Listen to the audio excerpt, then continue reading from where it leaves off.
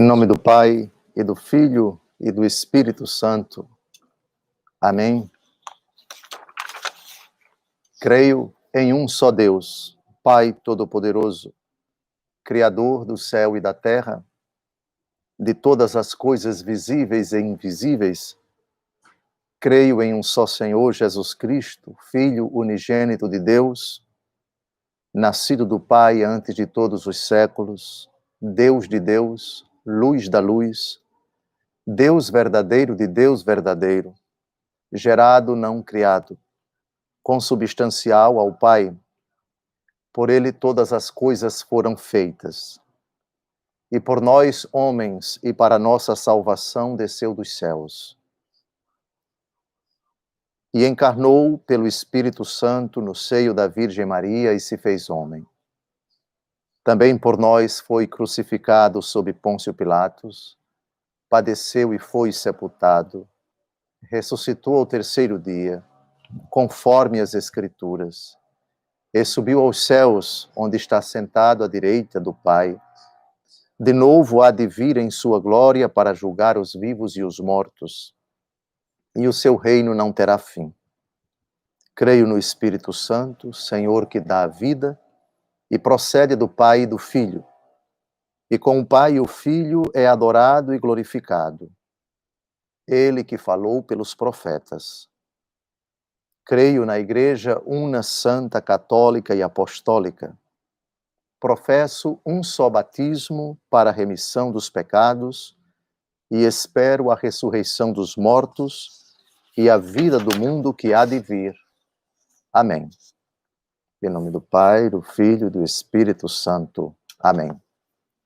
Bom dia a você que está me acompanhando agora neste dia do Senhor, nesta manhã bonita aqui em Alagoas, oxalá também bonita, qualquer que seja amanhã, é bela porque é de Deus.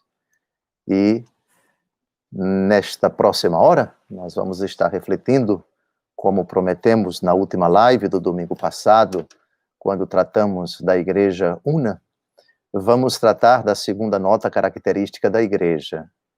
Creio a Igreja Santa. A segunda nota característica da Igreja, a santidade. Mas antes, eu queria recordar algumas coisas para que nós possamos interagir melhor durante essa live e também para aqueles que não se inscreveram, que se inscrevam www.youtube.com. Depois entre em Força de Deus por Dom José Francisco, é o nosso canal do YouTube, que contém todos os nossos vídeos, 237 até agora publicados para a glória de Deus, e inscrevendo-se você estará você terá acesso a todos esses vídeos. E quando você se inscrever, lá em cima tem um sininho, você acione aquele sininho, clique naquele sininho. Para quê? Para que você receba todas as notificações do nosso canal. Isto é, quando for publicada alguma novidade, algum vídeo, alguma informação, etc., você será avisado. Então, inscreva-se e também clique aquele sininho. Depois, você está vendo aí no seu computador ou no seu celular, embaixo da tela onde eu estou aparecendo, uma seta um pouquinho troncha, assim, ao lado aqui embaixo mesmo. Então, é para você compartilhar, para você mandar para quem você quiser, pelo WhatsApp, pelo Instagram e por outros meios, para a pessoa que ainda não sabe, para a pessoa que ainda não tem conhecimento desta proposta de evangelização. E também, este site esta transmissão permite que você envie para o chat as perguntas que você gostaria que fossem respondidas, e nós tentaremos, no final da nossa palestra, responder às colocações.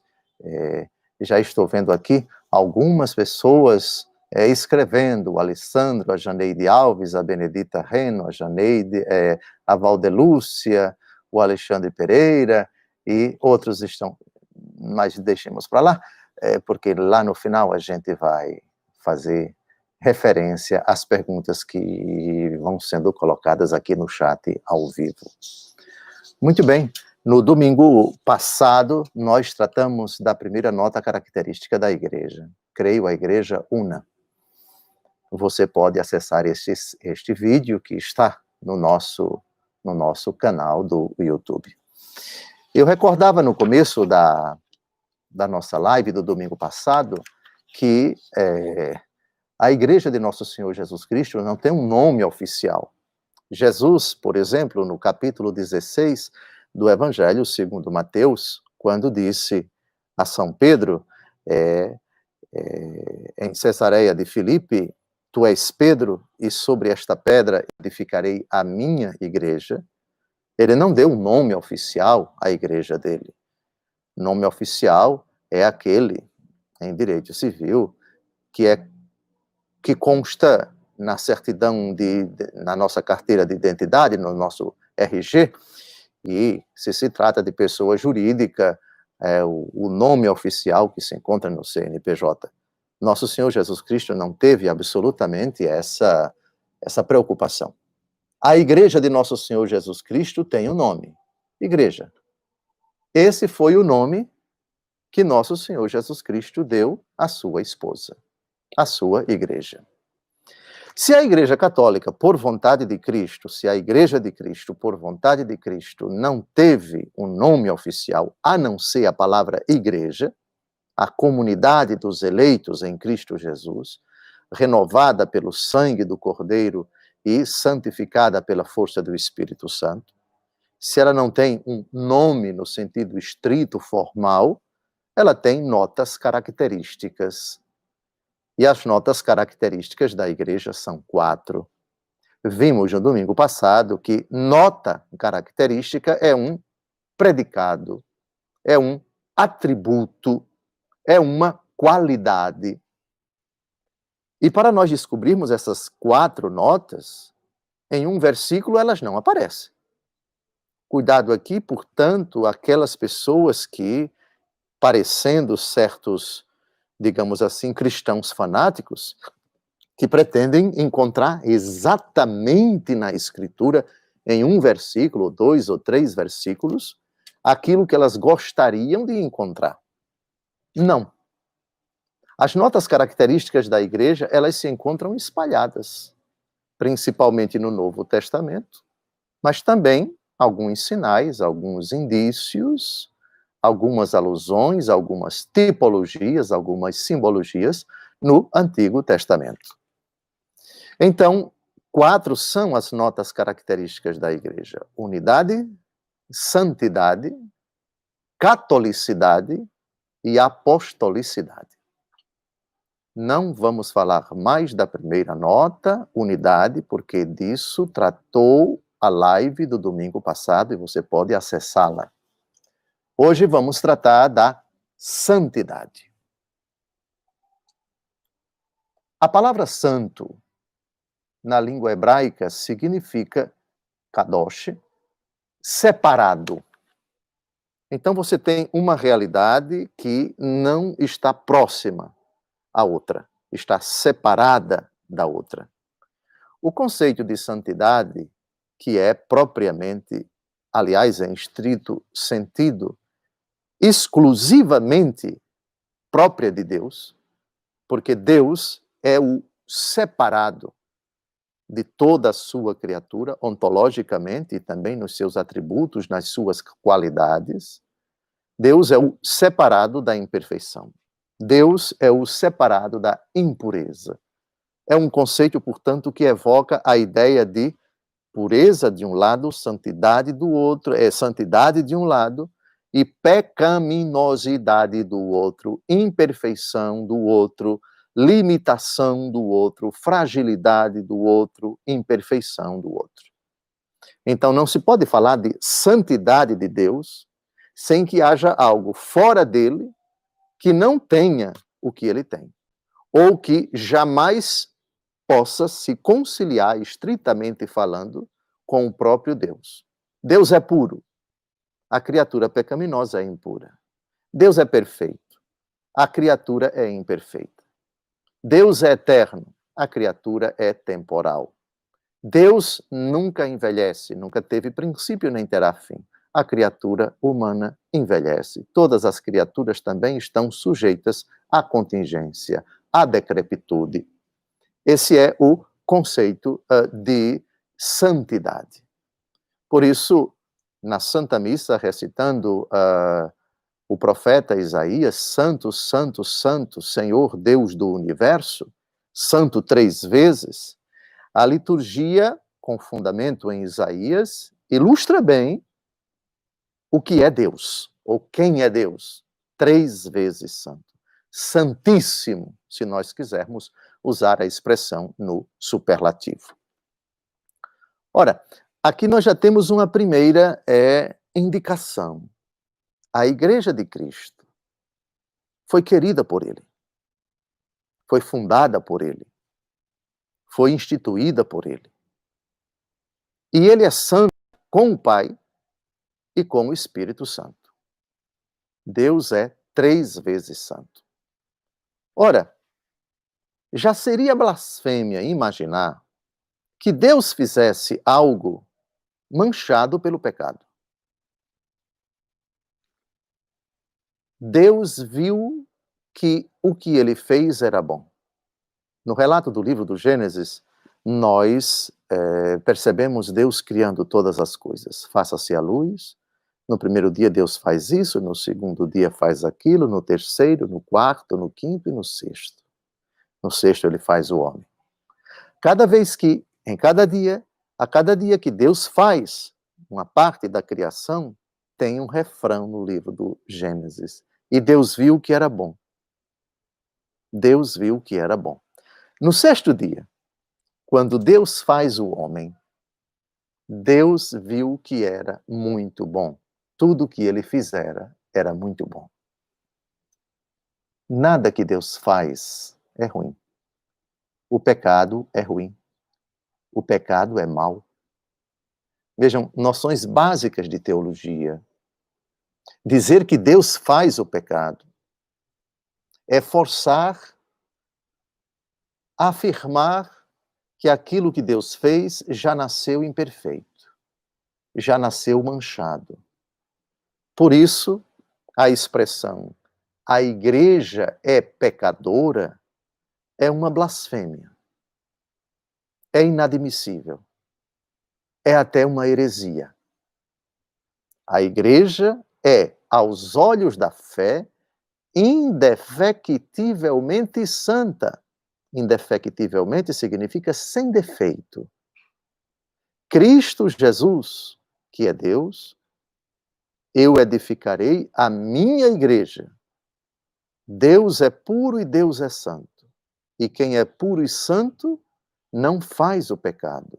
Não faz nada assinalado, manchado, desfigurado, emporcalhado, com o perdão da palavra, com o pecado. Façamos o homem à nossa imagem e semelhança.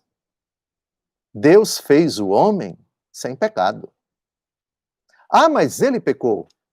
Pecou porque Deus fez o homem livre, submeteu-o à prova, e o homem, provado, optou livremente por desobedecer a Deus.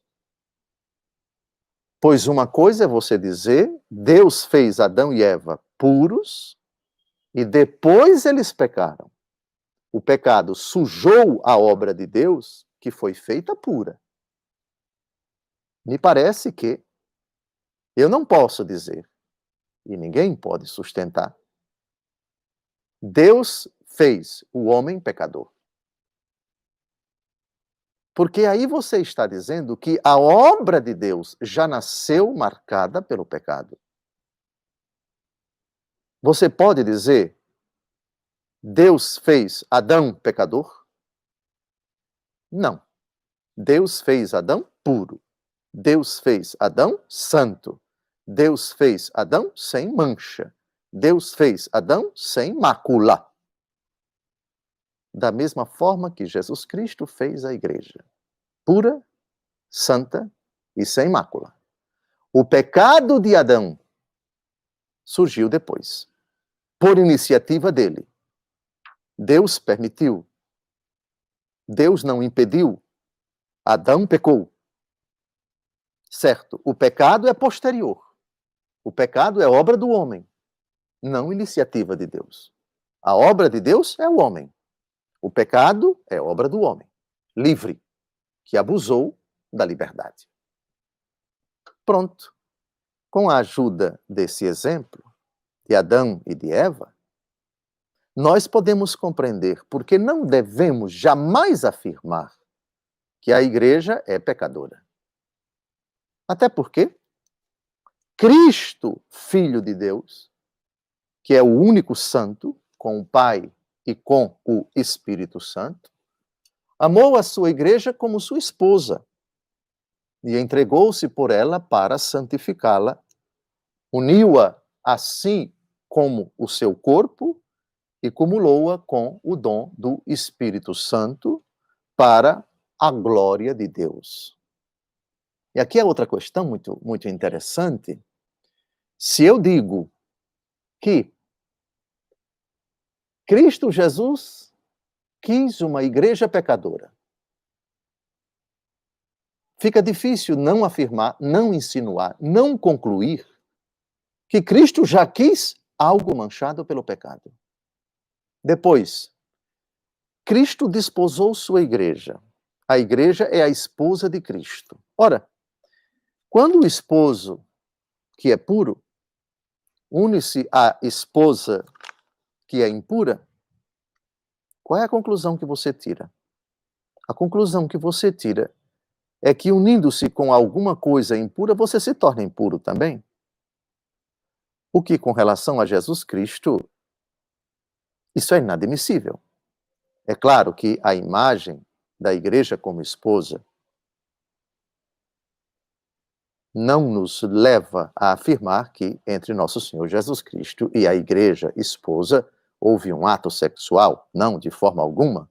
É um eufemismo para dizer, assim como o esposo dá a sua vida pela esposa e se une a ela, e os dois se tornam uma só carne, Cristo Jesus, misticamente, espiritualmente, desposa a sua igreja.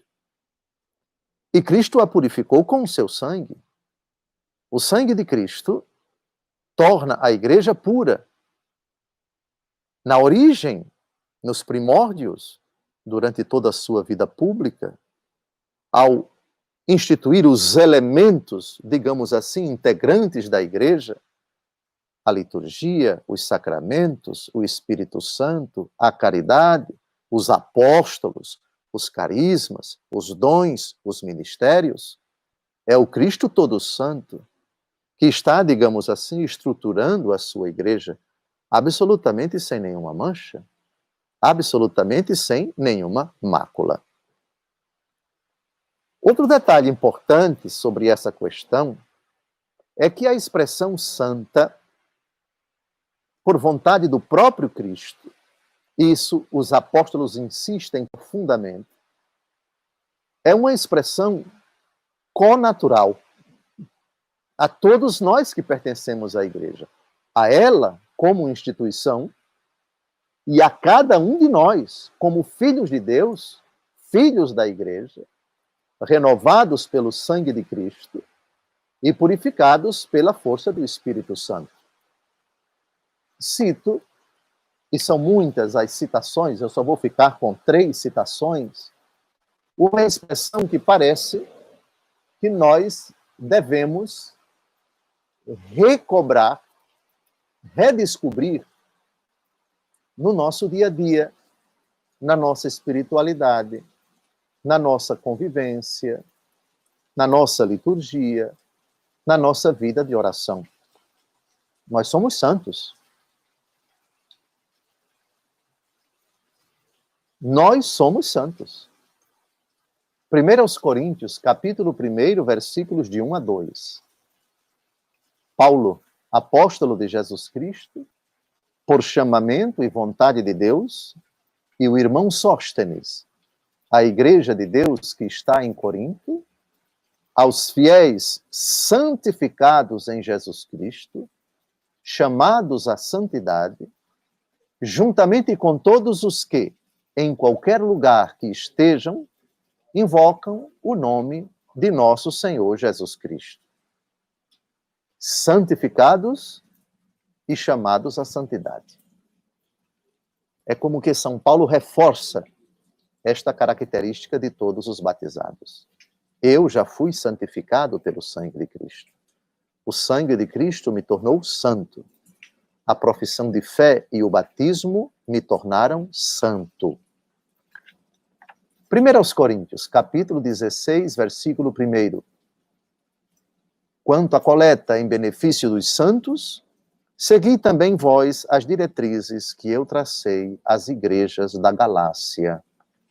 É São Paulo escrevendo aos cristãos de Corinto, recordando um ato de caridade que eles prometeram fazer uma coleta em favor dos cristãos da cidade de Jerusalém, que estavam passando por muitas privações materiais. Eles são chamados santos. E, finalmente, Colossenses, capítulo 1, versículos de 1 a 2. Paulo, apóstolo de Jesus Cristo, pela vontade de Deus, e o irmão Timóteo, aos irmãos em Cristo, santos e fiéis de Colossos, a vós, graça e paz da parte de Deus, nosso Pai. Santos. Quantas vezes os cristãos são chamados de santos no Novo Testamento? Dezenas. Eu não vou citar todos os textos, porque isso tornaria a live muito demorada. Citei apenas 3 textos. Então, que fique bem claro que não há uma única afirmação no Novo Testamento da pecaminosidade da igreja. Há, sim, dezenas, centenas de textos que falam da pecaminosidade dos filhos da igreja. Outra coisa importante que eu preciso aqui recordar é que essa imagem do corpo, e aqui vou mastigar bem devagar para que vocês compreendam, porque jamais podemos dizer que a igreja é pecadora. Quem é que peca? Uma pessoa. Você é pecador? É. Eu sou pecador? Sou. Eu sou uma pessoa? Você é uma pessoa. Ora, quem peca é a pessoa inteira. Não é somente uma parte da pessoa. Quando alguém diz fulano pecou, eu estou falando a pessoa no seu conjunto, corpo e alma, matéria e espírito. A pessoa, portanto, ela é considerada na sua totalidade de matéria e de espírito, de corpo e de alma.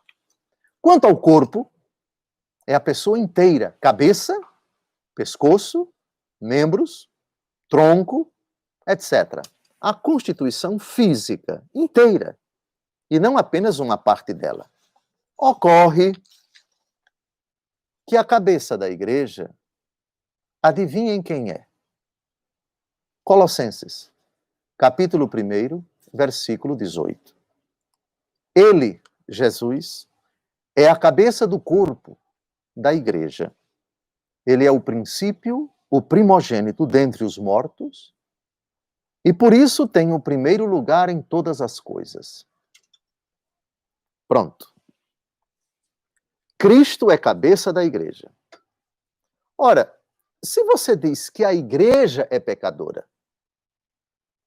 você está dizendo que a igreja que tem um corpo, portanto tem uma cabeça, é pecadora. Toda ela. Cabeça e membros. E isso é blasfêmia. Você não pode dizer que Jesus cometeu pecado. Ah, não, vamos tirar a cabeça. E aí toda a igreja é pecadora. Isso é duplamente problemático. Não existe a igreja sem Cristo. Não existe o corpo sem a cabeça.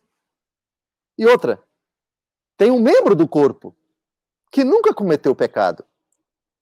E se você diz que a igreja é pecadora, você está dizendo que este membro, que vou falar agora, uma virgem pura, uma virgem santa, concebida sem pecado, imaculada conceição, cometeu pecado.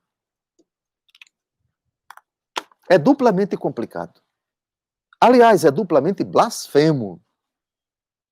É inadmissível sustentar que a igreja, enquanto tal, é pecadora.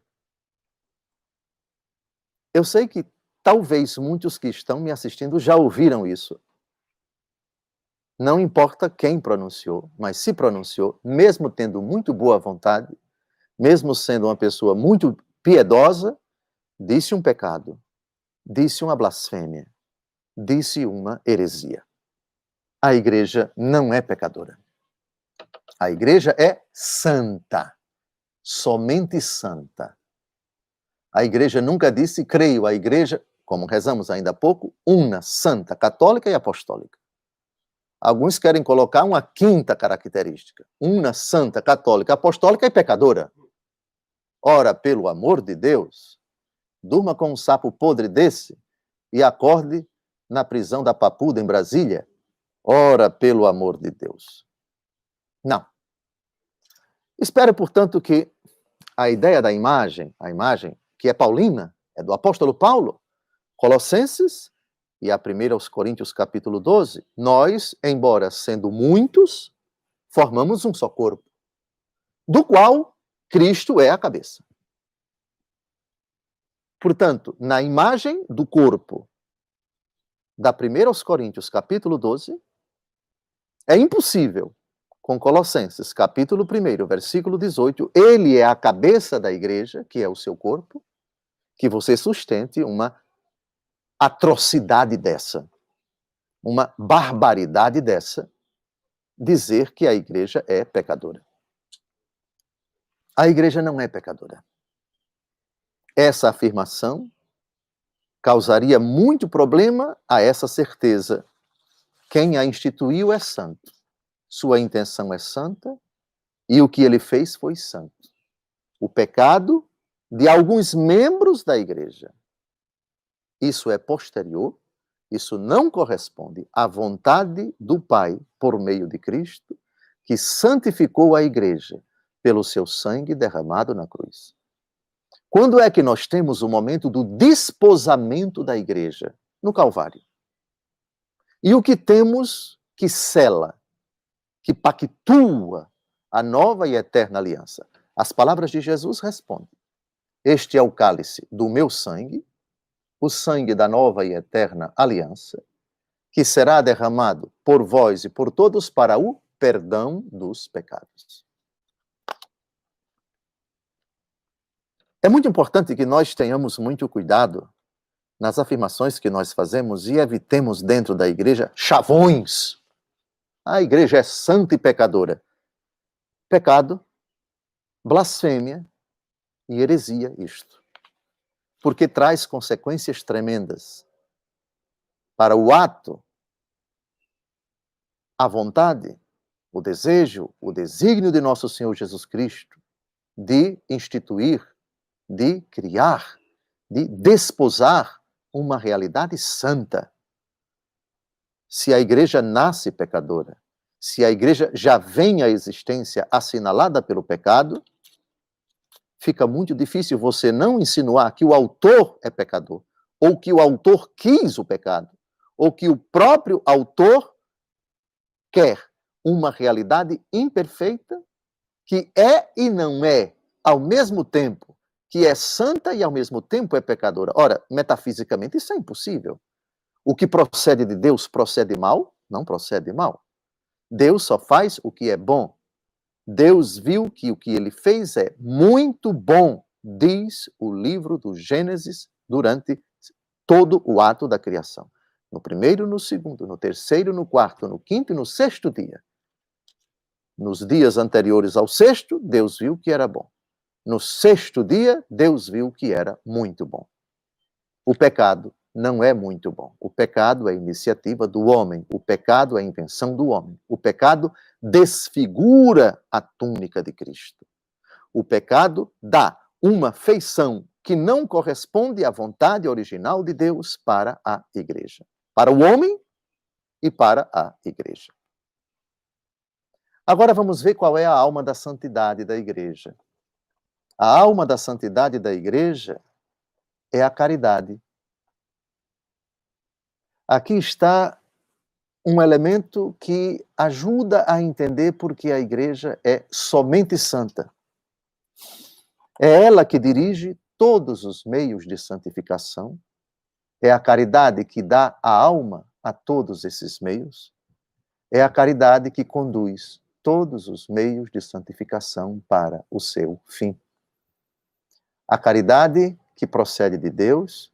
Aliás, a primeira carta de São João, capítulo 4, versículo 8, diz: Deus é amor.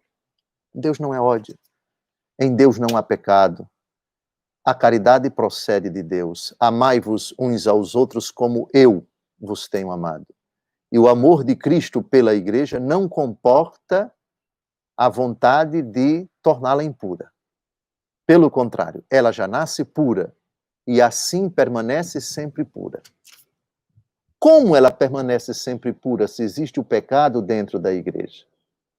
Para você compreender isto, você imagine uma realidade absolutamente original, completamente pura, imaculada, que com o passar do tempo, por razões exteriores a ela, vai sendo como que envolvida por um invólucro sujo, podre.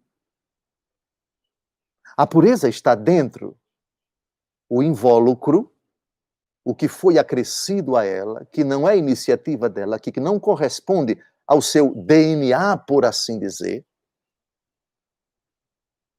é que foi sendo acrescido. Mas o seu DNA está lá dentro e é puro.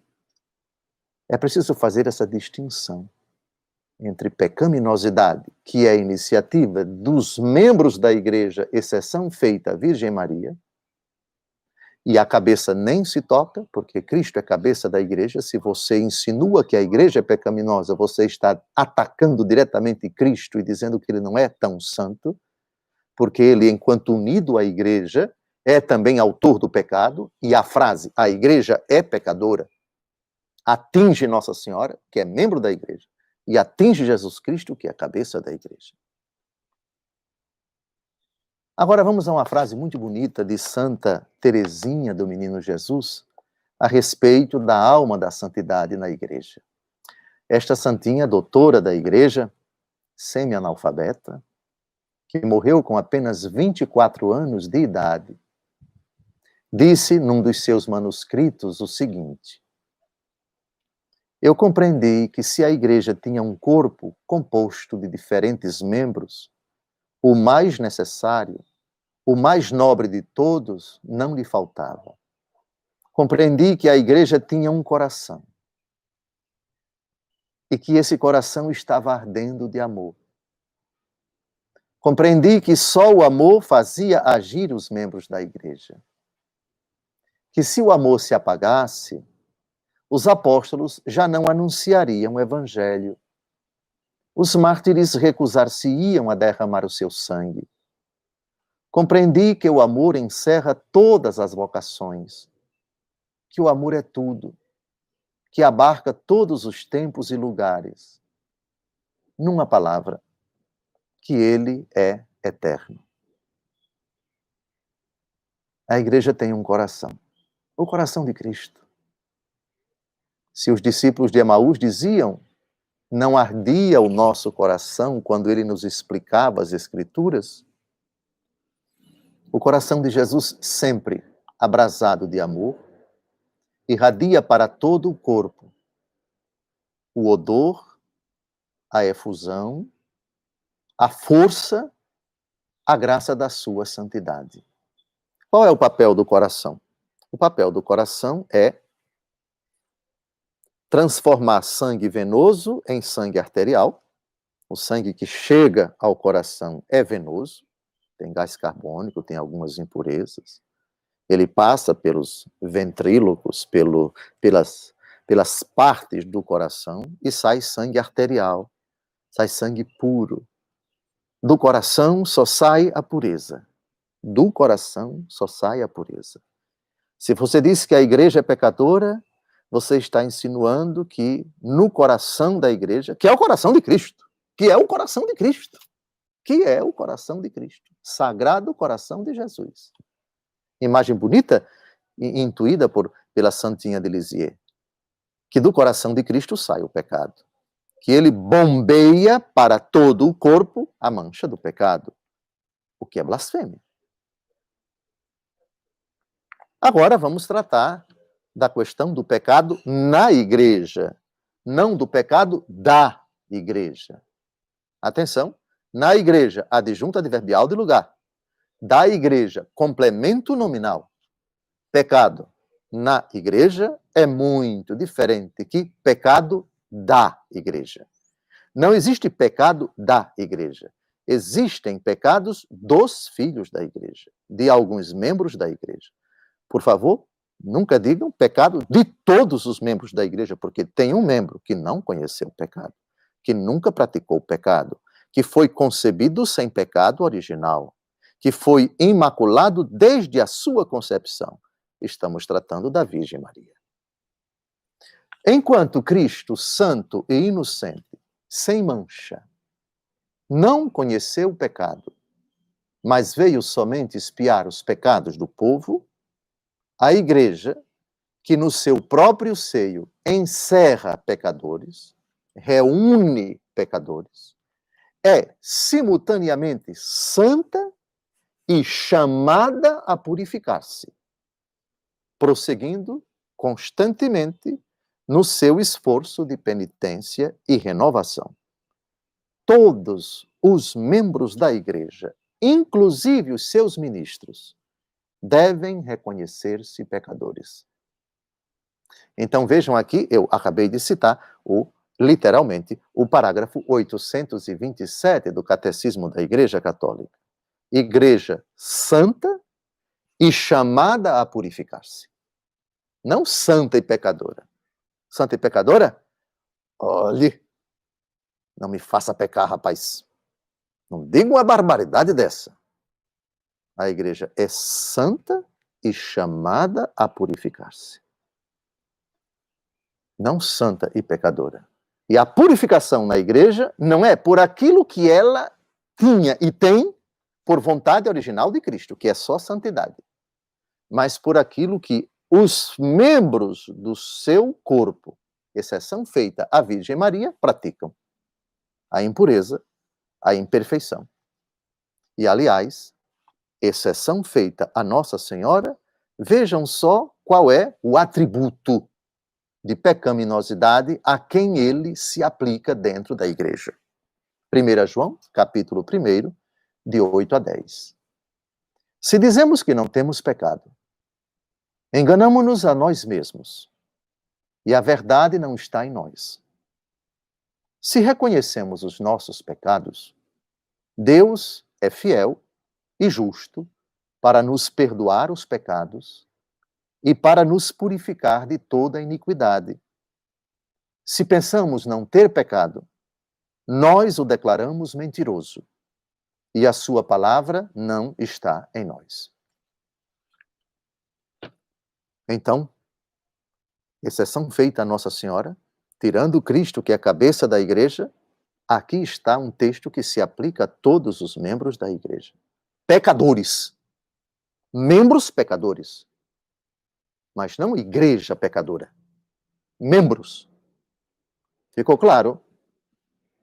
Bem, em todos eles, em todos os membros da igreja, exceção feita a cabeça, exceção feita a Nossa Senhora, membro da igreja e mãe dela, Nosso Senhor Jesus Cristo, cabeça da igreja, aplica-se a parábola do joio e do trigo, que, aliás, contém uma expressão, Nosso Senhor Jesus Cristo é muito sábio, uma frasezinha nessa parábola, que eu vou ler agora, são 6 versículos, E ela explica bem esse discernimento que precisamos fazer quando o assunto é santidade e pecado dentro da igreja.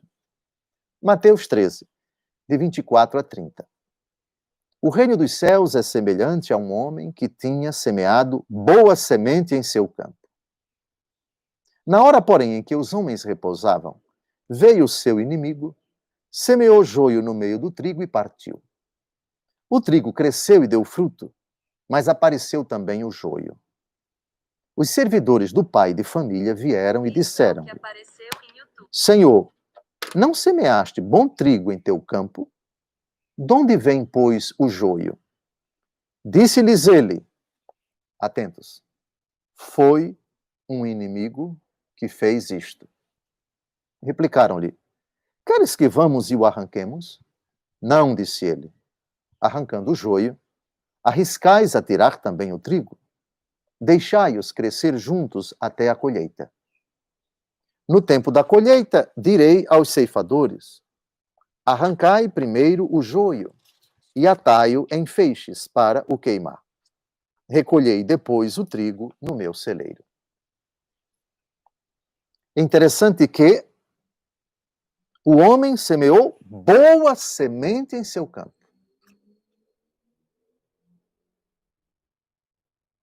Deus não faz nada que não seja bom. Boa semente. Na hora, porém, em que os homens repousavam, veio o seu inimigo, semeou joio no meio do trigo e partiu. O inimigo é o demônio. O autor do pecado é o demônio. Quem foi que fez isto? Reparem a sabedoria de Jesus. De onde vem o joio? Disse-lhes ele, foi um inimigo que fez isto. Deus não fez o pecado. Deus não fez igreja pecadora. Deus fez igreja santa, boa semente. O inimigo foi que fez o pecado. Dizer que a igreja é pecadora, você qualifica com um verbo de ligação, língua portuguesa, todo mundo lembra? Quais são os verbos de ligação? Ser, estar, permanecer, ficar, parece que é verbo de ligação também. Ser, estar, ficar, permanecer.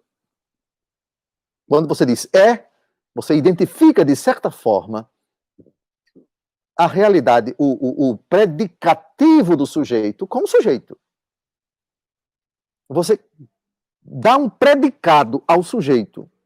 A igreja é pecadora. Então, o predicado da igreja é o pecado. Ou seja, Deus não fez uma igreja santa. Deus fez uma igreja pecadora.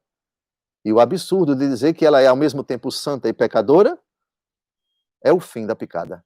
Porque Deus não pode fazer algo ao mesmo tempo bom e mal. Foi um inimigo que fez isto, diz a parábola.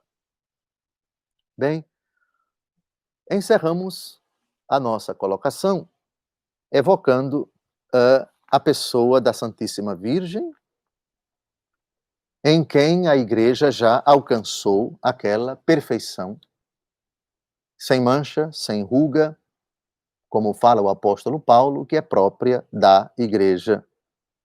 Mas os fiéis de Cristo ainda têm muito o que trabalhar para crescer em santidade, vencendo o pecado.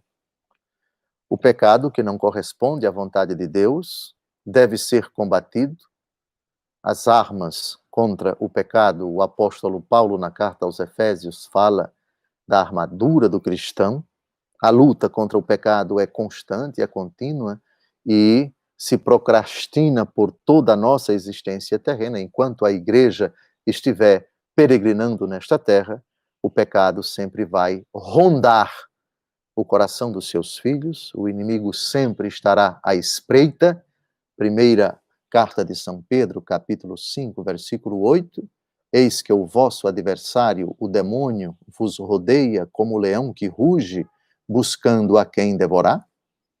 Essa luta, portanto, é renhida, é agressiva, é brutal, não contra a carne nem contra o sangue, mas contra os poderes deste mundo tenebroso, contra as potestades que habitam nos ares, e com o auxílio do Espírito Santo e a força do sangue de Cristo, a igreja, sem dúvida alguma, purifica-se e vai se tornando, e aqui está o segredo para a luta contra o pecado, é crescer em santidade, morrer para o pecado, fazer uma experiência de vida da graça e contar para isso com os auxílios dos meios de santificação, a palavra de Deus, que é santa, os sacramentos, que são santos, as coisas santas para os santos, diz um grande adágio dos padres da Igreja. As coisas santas para os santos. Santificamo-nos pela palavra do Senhor, pelo seu sangue precioso, pelos sacramentos de santificação, que fortalecem a santidade, pela palavra que santifica, João capítulo 17, versículo 17, santifica-os na verdade. Tua palavra é a verdade. E assim, a Igreja, atravessando os mares atribulados desta vida, se aperfeiçoa, se mortifica, se santifica, e a santificação tende a atingir a perfeição. São Paulo diz, na carta aos Filipenses, capítulo 1, versículo 6, eu estou convencido de que aquele que iniciou em vós esta obra excelente vai levá-la à perfeição até ao dia de nosso Senhor Jesus Cristo. Bem, então agora nós vamos, e é a primeira vez que eu vou aqui tentar descobrir no chat quais são as perguntas, quais as colocações. Deixe-me ver aqui. Quem disse? Eu estou apanhando. Ah, aqui está. Vamos ver se tem aqui alguma pergunta. Sim, deixe-me ver. A pergunta, Dom José, por que um ser humano morre ao ver a face de Deus? Bom, essa pergunta não é propriamente do assunto que nós estamos tratando. Talvez a pessoa que formulou essa pergunta, Janeide Alves, tenha pensado na frase do Senhor Deus, quando falou com Moisés, que o homem não pode ver a face de Deus e morrer, e permanecer vivo. Por isso, Moisés viu Deus pelas costas. Apesar de ser amigo de Deus e falar com ele face a face, não pode ver o homem, Deus, e permanecer vivo pela transcendência, pelo caráter glorioso e refulgente de um mistério insondável que não comporta na nossa cabeça, na nossa mente, na nossa fragilidade, na nossa imperfeição, na nossa pequenez, contemplar tamanho mistério com tamanha reluzência de luz, com tamanho esplendor, a não ser que Deus permita que contemplemos a Ele sem morrer. E isso vai acontecer um dia face a face com os eleitos, os que já se encontram no céu, contemplam a face de Deus por permissão de Deus. O mistério que Moisés não pôde ver, Cristo Jesus permitiu que víssemos. Filipe, quem me vê, vê o Pai. Contemplando Jesus, nós contemplamos o Pai, sem morrer. É Jesus, portanto, quem, por assim dizer, permite que aquilo que Moisés não pôde ver, nós possamos ver. Vou preparar-vos um lugar, e quando ele estiver preparado, voltarei e tomar-vos-ei comigo, para que onde eu estou, vós estejais também. Jesus permite que contemplemos a Deus sem morrer. E isso já é possível aqui na terra, mediante a fé.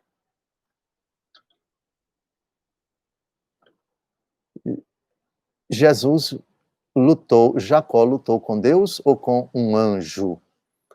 Jacó lutou com um anjo. Deixa eu ver aqui mais embaixo se tem alguma pergunta. Jesus ressuscitou. O anjo de Portugal ofereceu hóstia e o sangue aos pastorinhos de Fátima. E ainda há quem diga que Nossa Senhora não é virgem. Para Deus nada é impossível. Bom, ela perguntou e ela respondeu. Está respondido. Se a igreja não é pecadora, sabemos disso. O que fazer sobre nós que somos pecadores? Jesus diz, em Marcos capítulo 1, versículo 15, convertei-vos e crede no Evangelho. A conversão. É a única solução, é o único remédio para o pecado.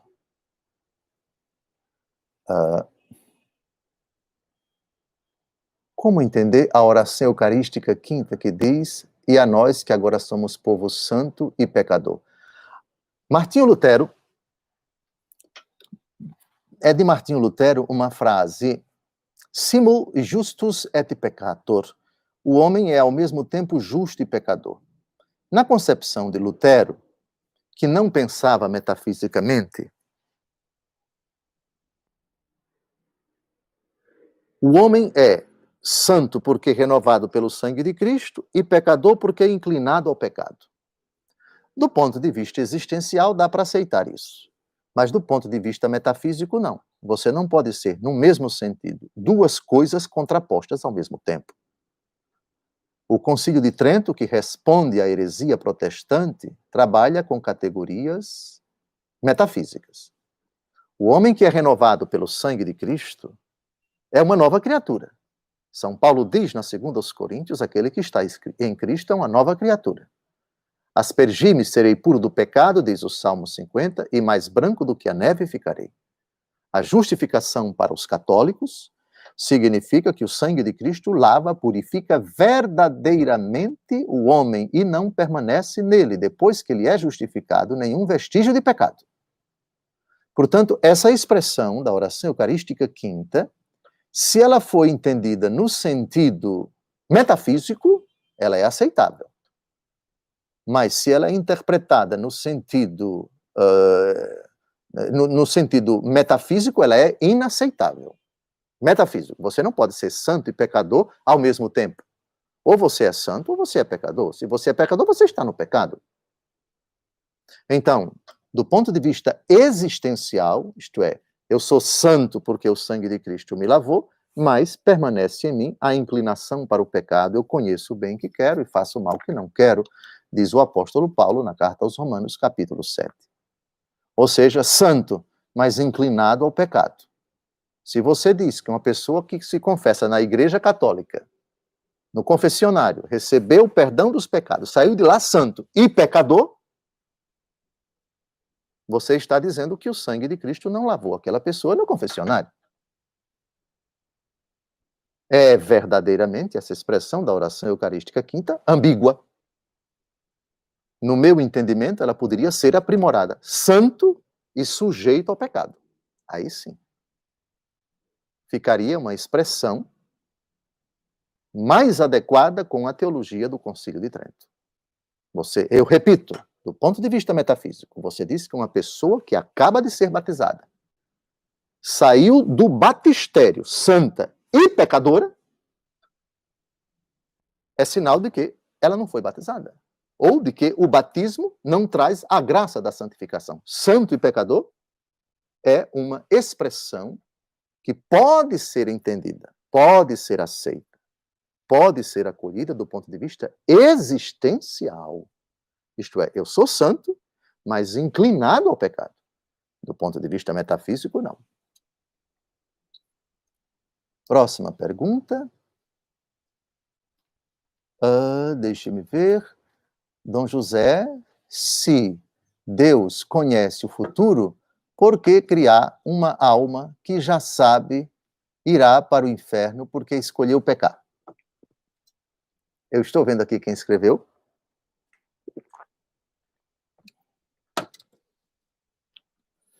A resposta: porque ele é bom.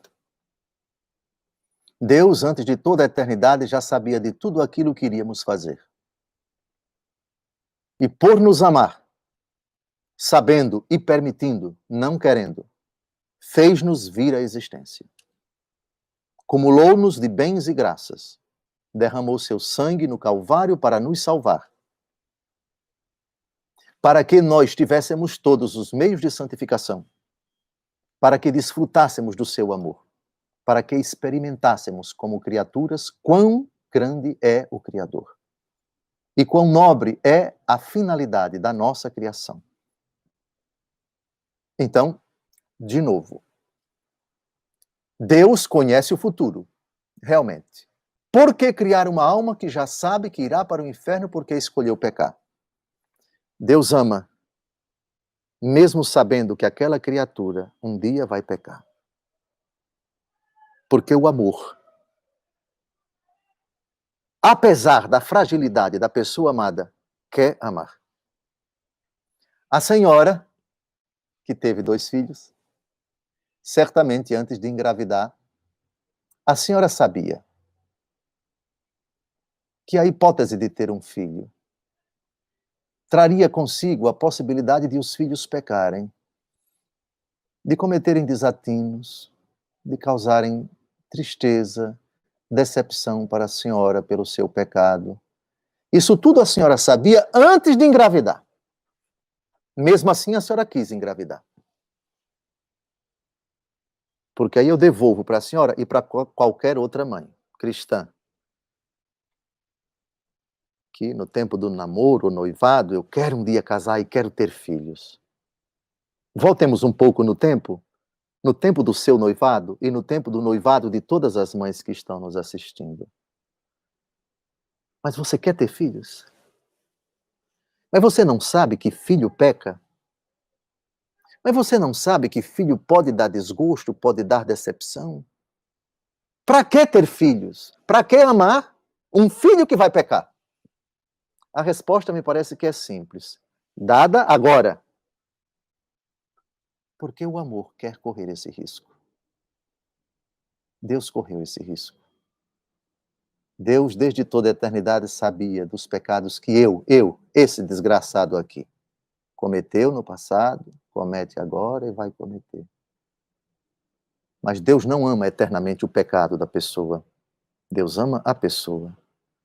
E mesmo com o pecado que ela vai cometer e do qual ele já sabe desde toda a eternidade, mesmo assim, Jeremias capítulo 31, versículo 3. Eu te amo com amor eterno e por isso estendi a ti o meu favor. Querida irmã, não posso citar o seu nome, vá em Jeremias capítulo 31, versículo 3. Eu te amo com amor eterno e por isso estendi a ti o meu favor. Deixe-me ver aqui, pergunta. Dom José, desde o início da igreja, ela já nasceu na unidade? Sim. É o tema da live do domingo passado. Estou vendo aqui quem foi que escreveu. É alguém também que eu estimo muito e que está lá em Brasília.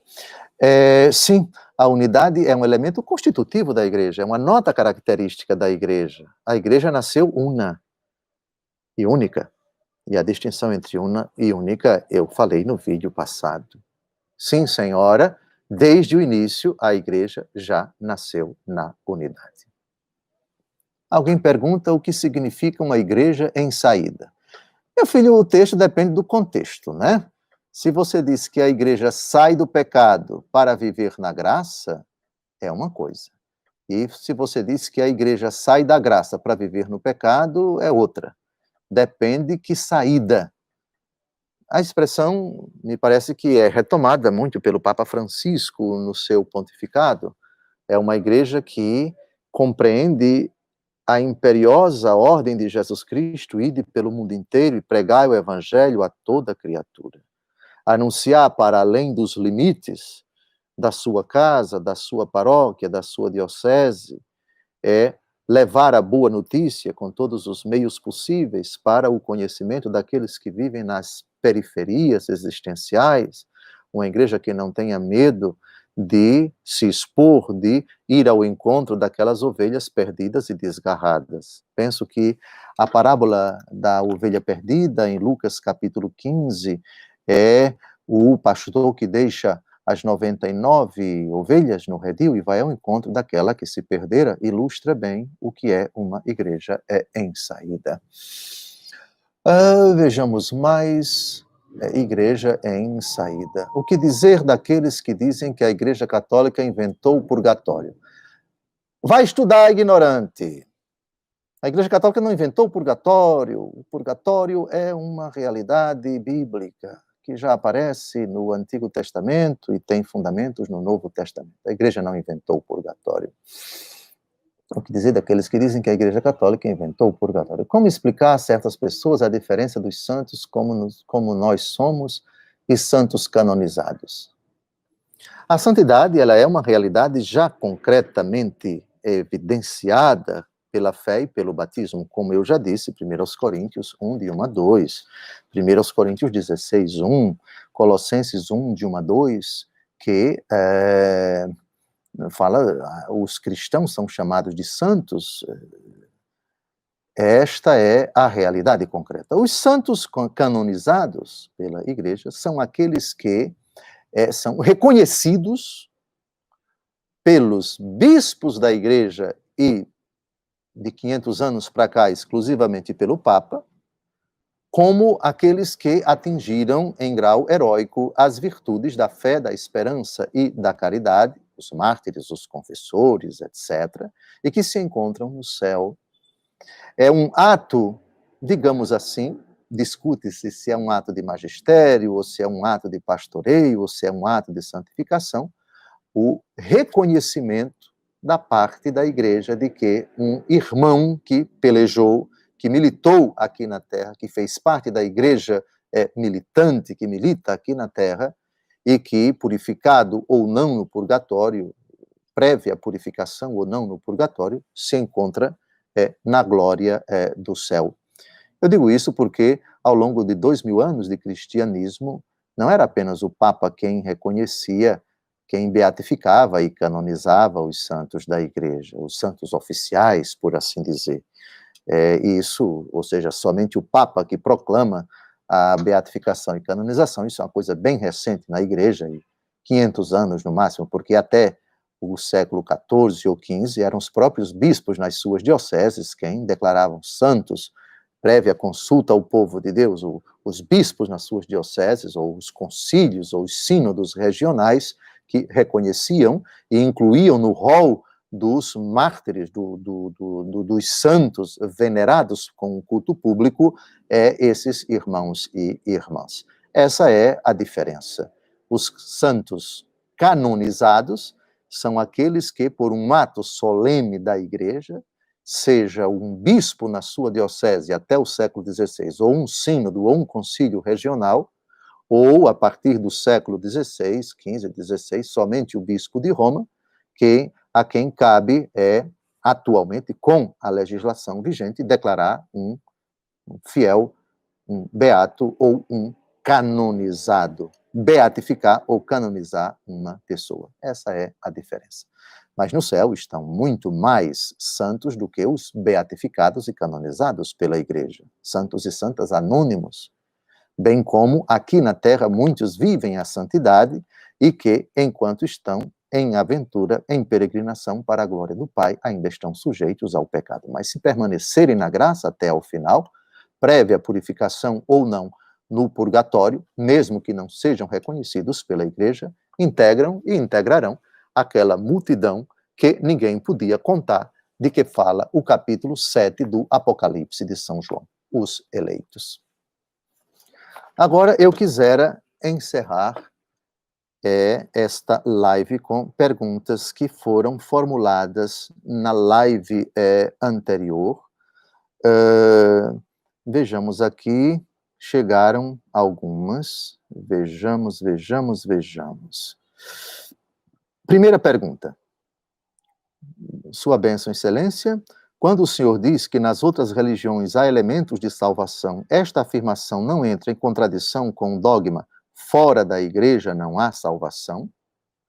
Bem como não prejudica a missão da igreja de trazer para a grei do Senhor todos os povos? Esta pergunta, querido irmão, é um jovem com 2 nomes aqui, eu quero responder a você no próximo encontro, quando vamos tratar da catolicidade da igreja. Católico significa universal. E vamos tratar de uma frase que muitas pessoas interpretam mal: fora da igreja não há salvação. É verdade. E essa frase consta no Catecismo da Igreja Católica. Peço a você para esperar mais um domingo, porque esse não é o assunto para hoje. Hoje foi, minha igreja é santa. Próximo domingo, minha igreja é católica. e esse assunto vai ser tratado. Não esqueci, recebi ao longo da semana essa sua pergunta, prometo respondê-la no próximo domingo, tá bem? Segunda pergunta é de uma senhora: Dom José, sua bênção, seria possível algum dia o senhor fazer um vídeo sobre o livro do Eclesiastes? Obrigada pela atenção. Obrigado, Senhor Deus, pela vida de Dom José. Louvado seja o nosso Senhor Jesus Cristo, sua mãe Maria Santíssima. No nosso portal, no nosso canal do YouTube, nós temos 237 vídeos, com esse 238. E nós temos vários vídeos dedicados a um livro da Bíblia, o Gênesis, versículo por versículo. Veja lá, é um estudo bem demorado. Demoramos 2 anos e meio para estudar esse livro. Temos também um estudo sobre o Apocalipse, versículo por versículo, fruto de um estudo que nós fizemos lá em Brasília e que demorou quase 2 anos. O livro do Eclesiastes é sempre um assunto muito relevante, como tantos outros do Antigo Testamento. Resta-nos tempo para estudar todos esses livros da Bíblia, que são 73. Eu prometo à senhora estudar com muito carinho, submeter aos meus alunos que participam de forma presencial lá em Brasília das nossas aulas, agora suspensas por causa da pandemia, e se eles sempre aqui escolhem, eu não quero impor, eu proponho que eles lancem as diversas propostas e depois façamos uma votação. E o tema mais votado é o tema que nós estudamos. Tanto é que está em andamento um estudo escolhido por eles. Os títulos de Nossa Senhora, com a fundamentação bíblica dos títulos de Nossa Senhora. Já temos vários vídeos, não é? Todos os títulos que a Igreja atribui à Santíssima Virgem Maria, quais os fundamentos na Escritura. Estamos avançando. A sua proposta vai ser tratada com muito carinho, minha irmã. E a terceira e última pergunta: sua bênção, Dom José, primeira live riquíssima no âmbito catequético para relembrarmos nossa fé católica. Senti falta de maiores informações sobre os cristãos ortodoxos. Creio que poderá ficar para uma próxima live. Deus o abençoe, que Nossa Senhora esteja com o senhor, fortalecendo em seu sacerdócio. Salve Maria, viva Jesus Cristo. Bem, eu penso, não me recordo, mas eu penso ter feito alusão aos ortodoxos quando nós falamos das divisões na igreja, os cismas que aconteceram ao longo de 2000 anos de cristianismo. O grande cisma do Oriente ocorreu no ano 1054, quando a igreja de tradição oriental, que não aceitava certos pontos de doutrina da Igreja Católica Romana, como o filioque, o Espírito Santo que procede do Pai e do Filho, nós professamos no nosso credo, eles negam e dizem que o Espírito Santo procede do Pai pelo Filho. É uma sutileza que não é o momento aqui comentar. E também eles não aceitam o primado de jurisdição do bispo de Roma. Eles consideram que o bispo de Roma tem o primado de honra, mas não de jurisdição, porque ele não manda nos outros patriarcas. O patriarcado de Moscou, o patriarcado de Alexandria, o patriarcado de Jerusalém, o patriarcado de Antioquia e de Constantinopla. Então, os ortodoxos, que têm os 7 sacramentos que nós reconhecemos como válidos, têm muito em comum com a Igreja Católica, somente esses 2 pontos. Sim, eles fazem parte da Igreja de Cristo, apesar de estarem separados, de não comungarem plenamente com a Igreja Romana. Finalmente, pode um leigo comum, é um jovem que pergunta, pode um leigo comum ser ajudado por algo de uma hierarquia maior? Eu não entendi. Um leigo comum ser ajudado por algum de uma hierarquia? Bom, se a pergunta significa que um leigo pode ser ajudado pela hierarquia, pode e deve. É o papel da hierarquia, o Papa, os bispos, os sacerdotes, enfim, ajudar o povo de Deus a dirimir suas dúvidas, a crescer em santidade, a lutar contra o pecado. Bem, eu acho que já terminamos ainda tem o pecado original, é a ação dos sacramentos para apagar esse pecado em nós. Espero que me entenda. Eu confesso que eu não entendi. O pecado original e a ação dos sacramentos para apagar esse pecado em nós. Os sacramentos, sem dúvida nenhuma, eles têm a missão, o papel, dependendo da graça particular de cada sacramento, e a própria definição de sacramento, tirada da doutrina de Santo Agostinho, é um sinal sensível e eficaz da graça de Deus que santifica os homens. O papel de todos os sacramentos é santificar. Claro, cada sacramento tem uma graça particular. Bem, eu penso que é hora de concluir. Foi 1h09 da nossa live. Eu estou aprendendo, viu? Estou aprendendo a fazer lives. Dessa vez, essa paisagem bem bonita aqui, vocês estão vendo o céu escuro, já choveu aqui em Palmeira dos Índios, a terra de Graciliano Ramos. Foi aqui que eu exerci o meu ministério até o Papa me nomear bispo, durante 20 anos. No próximo dia 17 de janeiro, vou estar completando aqui em Palmeira dos Índios, vou celebrar aqui 30 anos de sacerdócio.